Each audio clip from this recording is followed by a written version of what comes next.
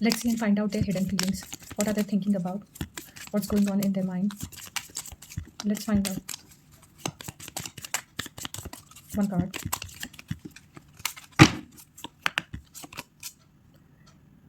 I think our love was superficial. That's why we fought a lot. And see the supporting energies which will come out. What they think around this thought.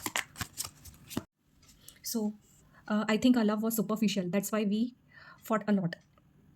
मतलब शायद ये कहना चाह रहे हैं कि बहुत ज़्यादा आर्टिफिशियल था, डेप्थ की कमी थी।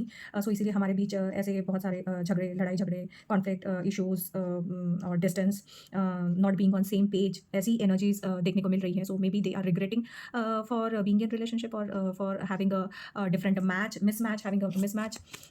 ऐसी थोड़ी फीलिंग आ रही है। लेट्स सी और क्या इस के अगल-बगल वो सोचते हैं, what are the energies, what they want to say around this energy.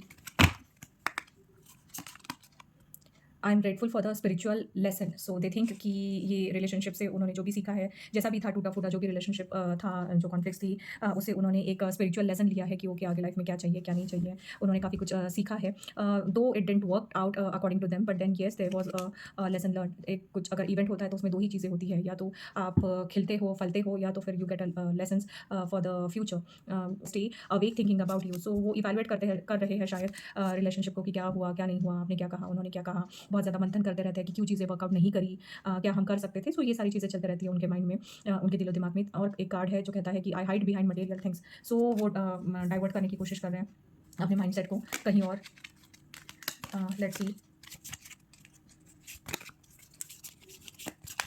और क्या कहना चाह रहे हैं ये the person in your mind, और क्या सोच रहे हैं।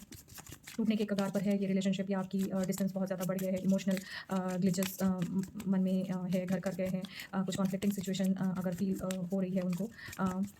और क्या सोचते हैं वो, और क्या चल रहा है उनके दिमाग में। Will be together again. So they want the relationship. May be अभी फ़िलहाल कुछ इश्यूज़ है जिसकी वजह से वो शायद इस तरीके की थॉट फीलिंग्स उनके माइंड में चल रही है। But then at somewhere in the core they want the relationship with you.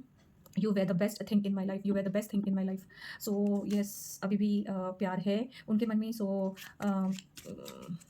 they find you to be the best thing what happened to them.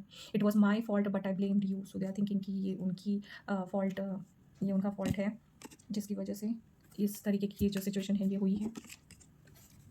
And एक कार्ड और लेंगे।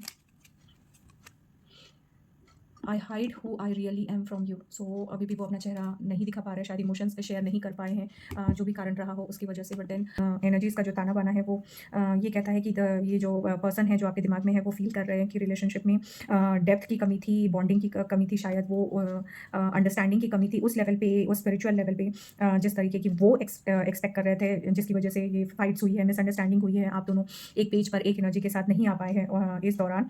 सो दे मे बी रैशनलाइजिंग कि the breakup or the conflict by labeling the love as superficial। ये जो superficial वाला जो thought है वो शायद इसीलिए उनको ऐसा लग रहा है कि बहुत ज़्यादा आर्टिफिशियल था।